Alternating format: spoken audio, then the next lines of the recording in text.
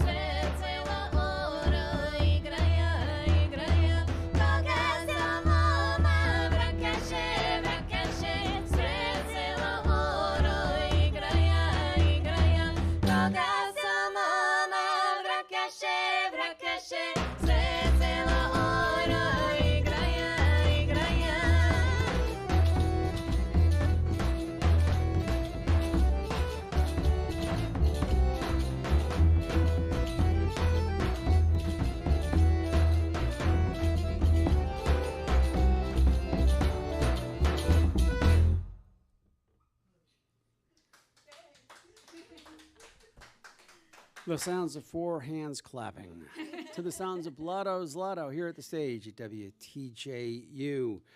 We've got up on stage with us Ruby Corbin Ross, no stranger to Charlottesville, having grown up this way.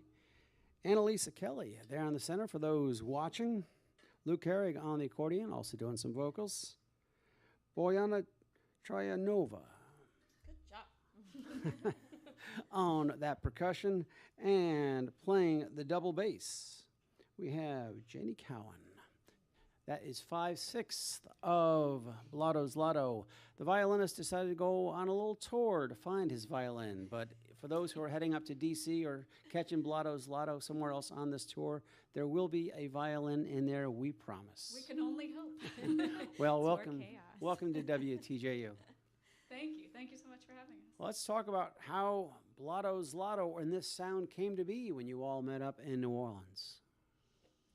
Sure.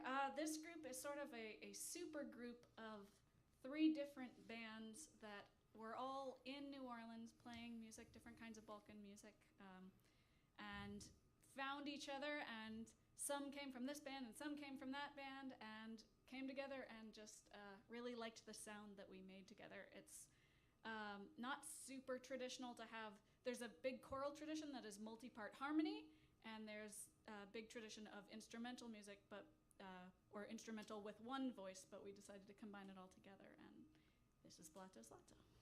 And did you all come to either the instrumental or the vocals separately, or was this just you all met and you realized there's something we can do with this sound?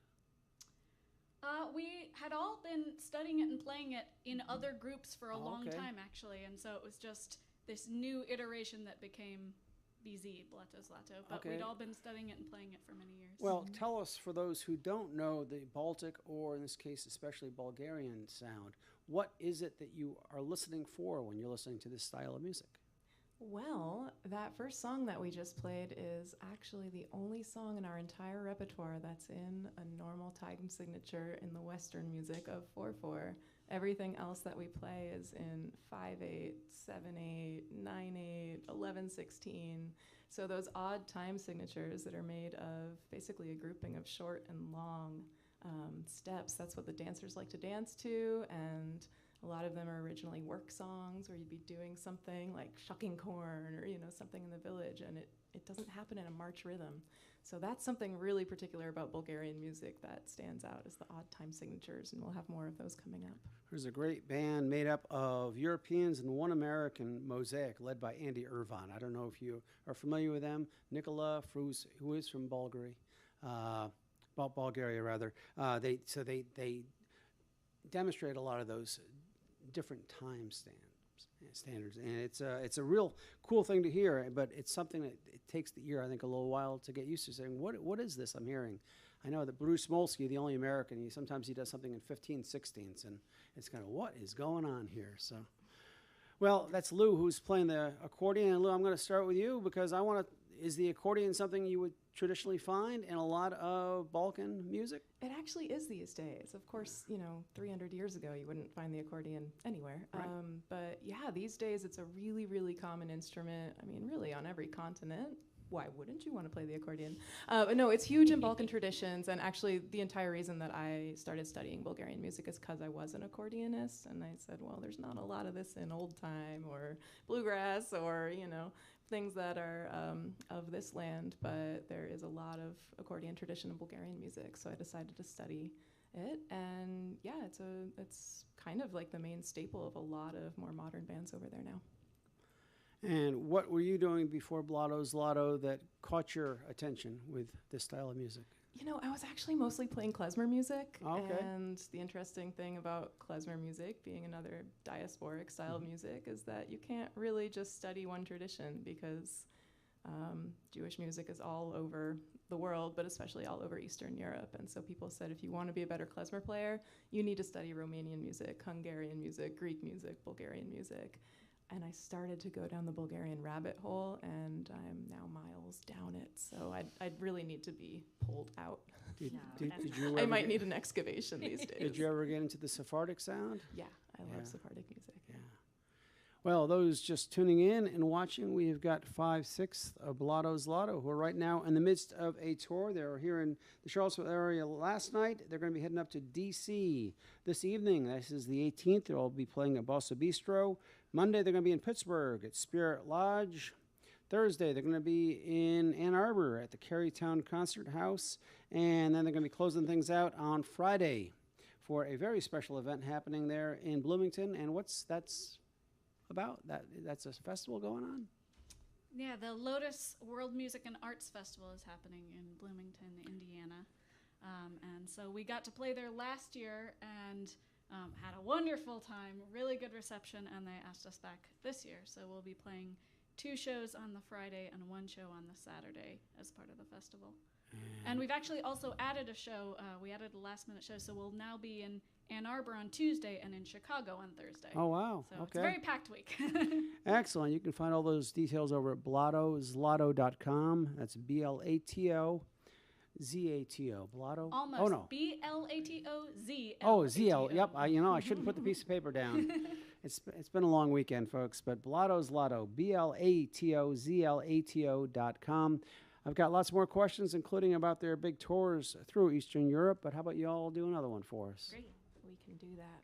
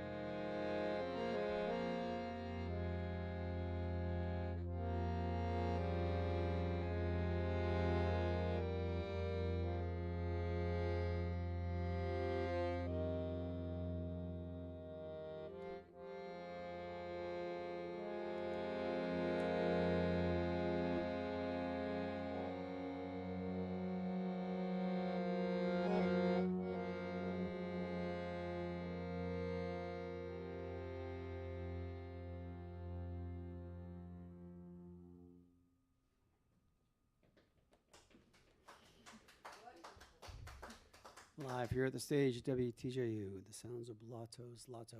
And that was an original or a traditional tune we were just listening?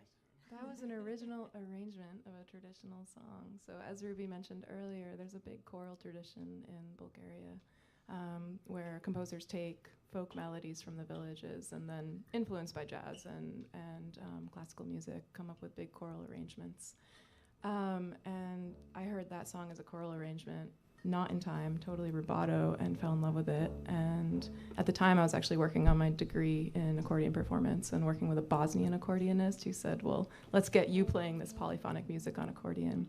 So she helped me arrange it for accordion, brought it to the band, added 3 vocals, violin parts, which you can imagine in your head right now, right. Bass parts, and we put it into time. So a lot of our songs are going to be like that, where there's not a clear answer. Is this original? Is this traditional? Yes and yes.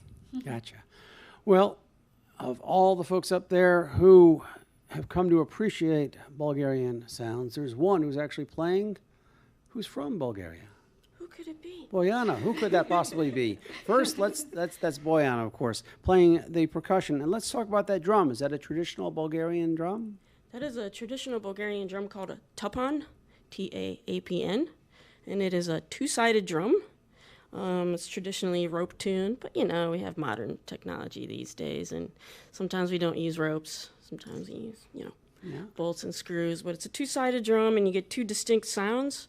You get kind of a bass sound on one side, and you get kind of more like a snare drum to our Western ears on the other side. And the bass side is played with this mallet. In Bulgarian, this is kiak. And then on the snare side, we play it with this switch here. Kind of looks like a very thin stick, maybe the bottom of a fishing rod, if you will. So this is in English we call this a switch. In Bulgarian, shibuchita. Kiek, shibuchita. Now, shiak, is that sometimes also used as a kitchen instrument to stir? If you're really hungry. Yes. No, I know. It's for those who can't see it. It does looks like a spoon. It looks like a spoon, but not the best thing to eat with. There's like splinters here because of course. I've been shredding it.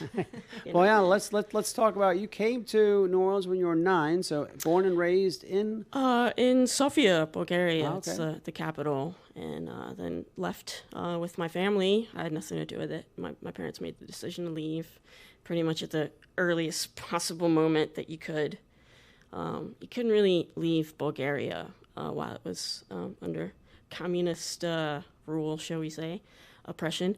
You might also say, and then once the Berlin Wall came down and things began to open up, my family just got out of there as fast as they possibly could, and we came to America to find a better life, and we found it. And is your family still in New Orleans? No one else from my family is still in New Orleans. I'm the only one. Gotcha. So what did you remember growing up around this music yourself when you were a child? I did. I remember hearing it all the time on the radio. I grew up in the city, so this is, not something that's found in the city because, city people want to be modern. They don't want to really do folky traditional stuff. They're a European capital. They want all the hottest Euro trash pop. So, I don't remember really seeing it live a whole lot, but it was always on the radio, right. Because especially under communist times, there was this very nationalistic push, I guess, by the communists to imprint you with this national identity that you have to be really proud of, and the folk music was a big part of that. So it was always on the radio, and I remember it. And, then I became a jazz musician in New Orleans. I wasn't really trying to play Bulgarian music. But, you get older and you start to reconnect with your roots, and you're like, oh, my God, my roots are pretty neat. Let me look into this. Well, I should mention that those who know the New Orleans sound certainly know the Panorama Brass Band, of which you have been a part for a long time. I guess we're at 17 years now. So it's been a minute. Yeah. Yes, it's like my long-term relationship right there. Well, Boyana, you and the rest of the band, and I'll let everyone else chat in about this, except for the bass player, who they never seem to give a microphone to. I don't know what the rule is about upright players. There you go. I'm sorry. But let's talk about how the band started traveling to Bulgaria. You've been there at least twice that I know of, right? Anyone wants to? Yeah, we went. Our first time going there as a band was in 2018. It was truly one of the most emotionally overwhelming experiences for, I think, all of us, to be able to, we've been studying this music for, well over a decade at that point, over 15 years for many of us, and to be studying it, performing it, working with Bulgarian teachers in the States. A few people had gone to Bulgaria before, but to go as a band there, we had some really incredible performances at like folk festivals, in tiny towns where these older women would come and sing with us, and I think I just like cried the entire time. There were a lot of happy tears that trip, and the reception was really, really overwhelming too. I know, Boyana has talked a lot about how important it is to like remember your roots and celebrate your roots. And I think we heard from a lot of people that it was really emotionally powerful to hear people not from Bulgaria loving it too. And it just was a really beautiful experience. We went there twice in 2018, 2019. And then something happened in 2020. That's Annalisa we were just chatting with. And Annalisa, what got you into this sound? Yeah, originally? well, so I'm American, but I grew up in the Balkans partly. I grew up in Russia, then Soviet Union, and Serbia, then Yugoslavia, and Turkey and Austria and a bunch of other places. And sang, my mother is a professional singer, but I came to the States for college and met Ruby. We went to the same university up north in Connecticut, and someone was like, hey, you grew up over there and you sing. I know someone who's starting a group singing Balkan music. Would you like to sing? I was like, yeah, sure. And had not actually personally heard Bulgarian singing before. And just like, oh my gosh, that was the gatewayest drugs of gateway drugs. I just became completely obsessed and have been singing it since. So actually, I just realized that today was exactly half my life that I've been singing it, and love it to death. Well, Ruby, we just heard your name, so let's talk about now Wesleyan. Is that where the two of you met? Wesleyan, that's right. Okay. Mm-hmm. Yeah, we both went to Wesleyan. I actually got into this music a little bit before that. There was a group that came through Charlottesville called Village Harmony that was based out of Vermont, but they still exist. They do choral music from many different parts of the world, from the Balkans, but also from Georgia, from South Africa, American shape note music, different styles of choral singing. And so they came and they did a show, I think at the Unitarian Church, and my mom and I went to go hear it and loved it. It was both the interesting time signatures I love, and also the really crunchy harmonies, the like close seconds, major seconds, minor seconds. And I found out that they did singing camps for teens, and so it's like, sign me up. So did a few of those camps, and then went off to college and was like, I don't want to stop singing this music, so started this group, and that's how Annie and I started singing together, and kept going from there. So We'll talk about going from there. How about we get another one from you right now? all right, great. Yeah, and actually this next one, that's a good segue. We're going to sing an a cappella song, so just vocals. La-dom se, la-dom se, goro. La-dom se, goro zalade. Lojie, lojie.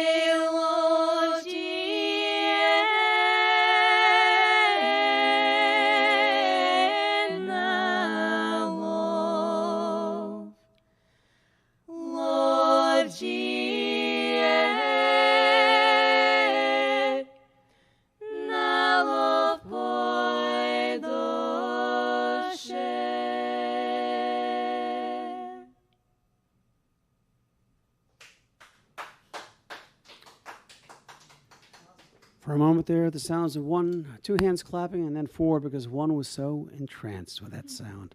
Wonderful sounds there of Blato Zlato.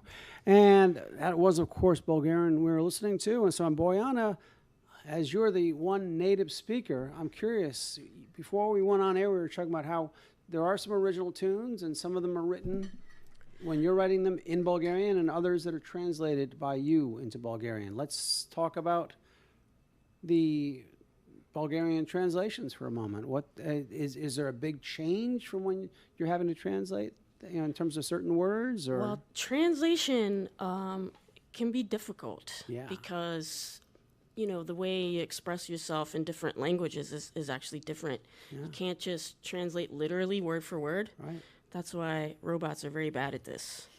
And you need a human to understand what you're trying to say and put it into the correct phrasing in a language. So sometimes translating is literal, that occasionally happens, in which case it's real easy. And then sometimes we say things one way in one language and a totally different way in a different language, and you just have to find a way to match it, and match just everything you're trying to express. So it's an art. And how much of the group's work is original versus traditional? Well, for example, our latest album that we released in 2019, before life went on pause, had 9 tracks, is that right? Mm-hmm. And was it 2 that were original, or 3? 3 out of 9 tracks. So, and then the other 6 tracks on there, at the very least, maybe the lyrics and main vocal melody might be traditional, and then everything else could have been composed by us. Yeah. And I want to mention that Is in the Wake came out back in 2019. They've also got one that came out in 2017, Swamp Gold, and then there's a 2-track one titled Voyage. And it's about the space exploration. I'm trying to understand the best way of... It's not about space exploration. I know. I'm just... Yeah, there's one particular song on there that is very epically famous because it's on the Voyager Golden Record that's off in interstellar space at this point. Yeah. And the recording that's on there is just one single voice and a Bulgarian bagpipe called a gaida. Yes. Bravado. But we were actually asked to arrange that song for our band. There was a Bulgarian woman who was doing a documentary on the Voyager spacecraft. And she asked if we would be willing to perform that song. And we said, it's just one singer and a bagpipe. How are we going to do that? So after many hours of, rehearsing and sitting at the piano and arranging, we arranged it for our 7 instruments. So we recorded that, and we decided, well, if we're going to put that on something, it has to be on a golden record, right? Right, of So course. we pressed it to vinyl. Well, I wanted to bring up the Bulgarian bagpipes. They're a beautiful instrument, and I have watched some video, and at least one of you taking a stab at playing. Do you actually? I do have a gaida. Okay, you do. That was my... I won't play it for you. I won't torture you. But yeah, There's no torture when it comes to bagpipe, but okay. And the recordings themselves can be found on Bandcamp for those who can't make it out to your shows. Do you carry physical copies to your shows? We do. We have all 3 albums with us on tour, as well as hats and bags and T-shirts and tank tops, all kinds of goodies. All sorts of merch. Yeah. And BlatoZlato.com is a place to find those in case you can't get somewhere where they might be and you want to order some. Mm-hmm. Can we get one more from you? Yeah, let's do it. Absolutely. Okay.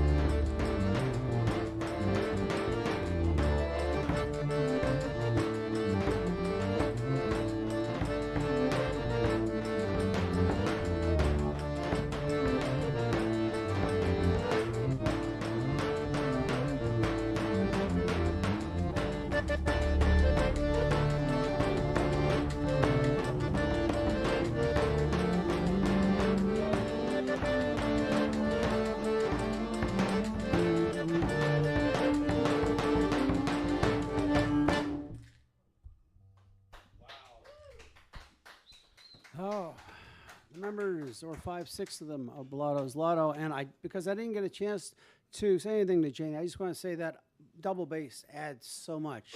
It's so incredible to hear that there. And I also want to point out, Ruby, you've been playing some. Well, you've had a variety of things, but in that last song, what were you playing there? Those are an instrument called kashishi. It's actually a Brazilian instrument that we throw in there. Okay. And before there was the rick, was the cymbal sort of sound that you heard. Right. Well, the one instrument we have been missing from this visit is the violin with Ian Cook. He's hopefully found it somewhere out there. He's traveling around. Fingers crossed. So you can catch them tonight in D.C. That's going to be at the Bossa Bistro for those who are tuned in here on this 18th of September. Then Monday, they're going to be in Pittsburgh at the Spirit Lodge. Thursday, I know they're going to be in Ann Arbor. That's Tuesday, sorry. Tuesday, rather, in Ann Arbor. And then you said you had another Thursday gig. in Chicago. Thursday we in switched Chicago. that over, Yeah, I so got okay. Ann Arbor's now on Tuesday. Gotcha. Chicago's now on Okay. Thursday. And then 2 gigs in Bloomington, Indiana on Friday and Saturday. BlatoZlato.com is the place to go. Thank you all for stopping by WTJU. Thank you so much for having us. And we're going to send things back to the ethosphere.